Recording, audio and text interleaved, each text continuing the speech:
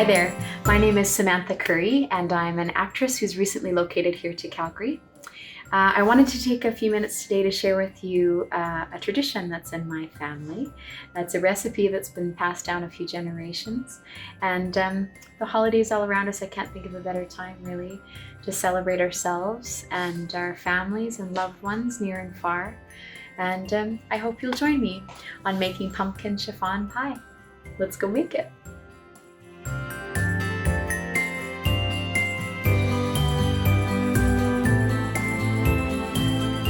Hi, welcome to my little kitchen.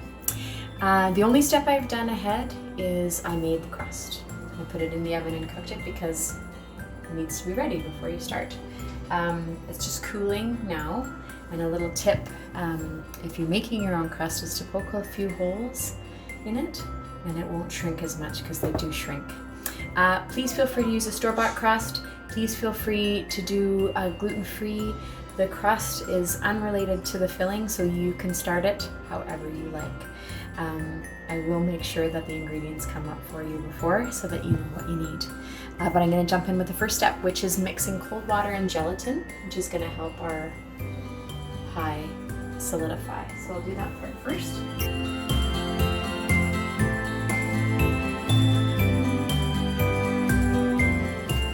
Just want to give it a little stir. Try to get it as broken up as you can. You can kind of see it in there.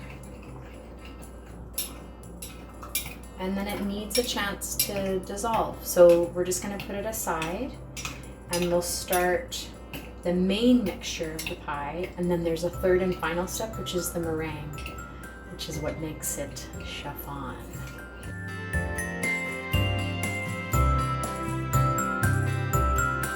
My sink's right here, it's super handy.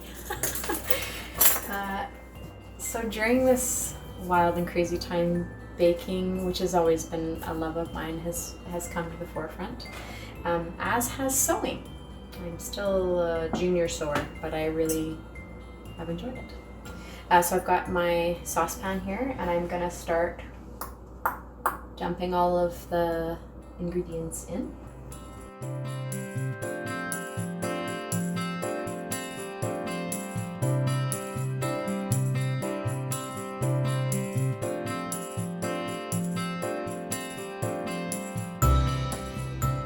And I like to add, this isn't in the recipe, but I like to add just a little tiny bit of pumpkin pie spice, which is essentially a mixture of all of those that we just put in, but it makes me feel like I have a secret ingredient. So I'm gonna start my heat going, and then I'm gonna keep adding other ingredients as well. Just want it on a medium temperature.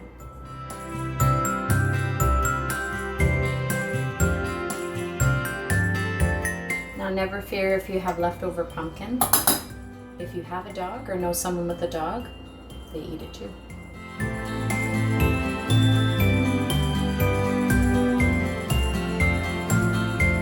So you want to make sure, because there is sugar in here, once your heat does start to rise, that you want to keep stirring, because otherwise your sugar will burn, and you'll know because it's a great smell.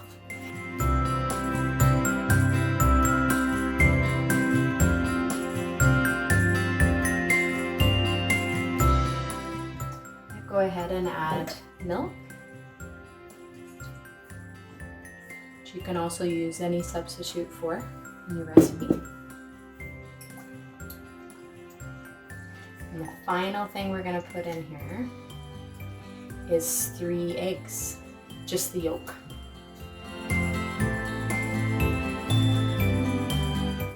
Which I will endeavor to do on camera.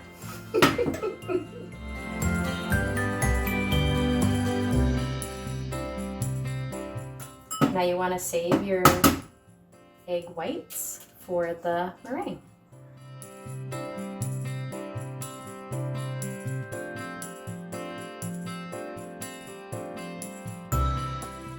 If ever you do break shell, which I just did, if you use the egg shell, for some reason it's magic and it just pulls it right out. Now I can hear my heat is coming up in my pot. You only want it to boil for a minute, just 1 minute, and then we're gonna set it aside and move on to the next step.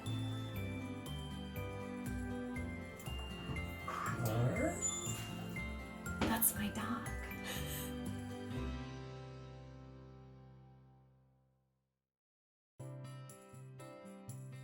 That's Flash. You can see how serious I am about my camera setup.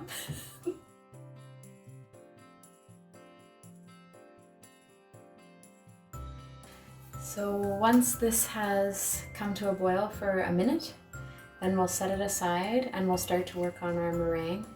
The recipe does move fairly quickly, which is really lovely. And then I find it's best to let it sit overnight. One memory I have very vividly of my grandma, every time she made this, was she would feel great stress about it setting. So she would make it the night before so that it would have lots of time in the fridge to cool. If you don't have that luxury, it's okay, but you do need to chill it for it to set. And here we go, it's boiling. So I'm just gonna watch the clock and then it'll go for 1 minute.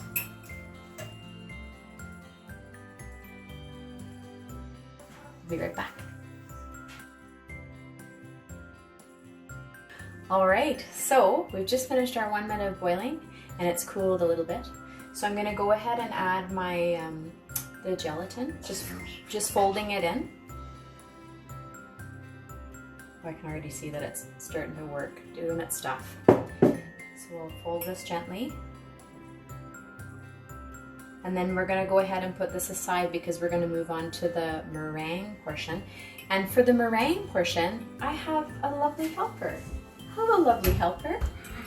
This is my beautiful daughter, Cecilia, who also has a love of baking, don't you? Mm-hmm. So she's gonna help me keep you entertained. We have some jokes. We have some jokes, don't we?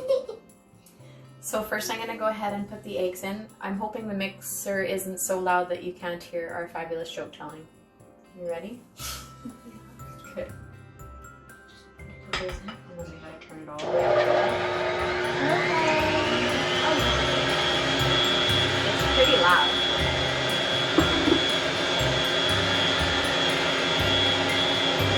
So I'm gonna let it go for a little bit, and then I'm gonna add the little ingredients. So we're gonna tell you a joke here.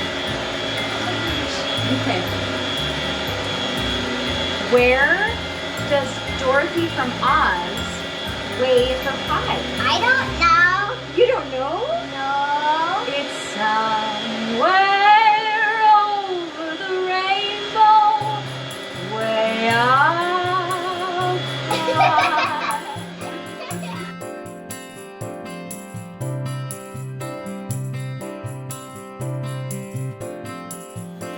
What is a ghost's favorite dessert? I don't know. Blueberry pie and ice cream. You certainly can tell them a joke. Cece has a joke for you too. You want to tell them?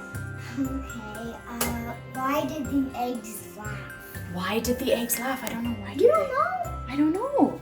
Because someone told them a funny joke. Wah, wah, wah. That's a good one. I love bacon jokes. So when you're making meringue, you want it to do what it's doing, this sort of peaking business. That's a really good sign. It looks like ice cream. So I'm just going to put the phone down so I can man the thing. It does look a bit like ice cream, doesn't it? Now I'm going to do some folding. So I'm going to fold this into my mixture. And then I'm going to pour it into the crust. And then it goes into the fridge to set. And then we get to check on it later. And then me and my brother will get to eat it at the end. That's right. Now this is folding again. We're not like mixing really hard, and it makes a beautiful marbly looking mixture.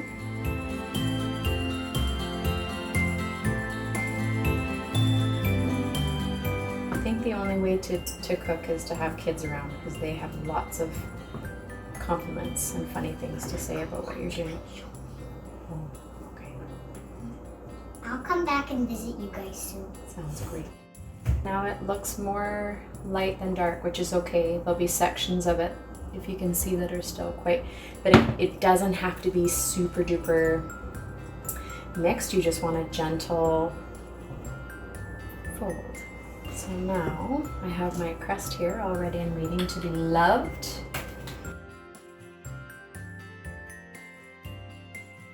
So this is what it looks like before it goes into the fridge. I guess if you're really stuck, you could put it in the freezer. But I'm gonna put this in the fridge and let it do its thing. And the next time you see me, there might be some friends helping me eat this pie.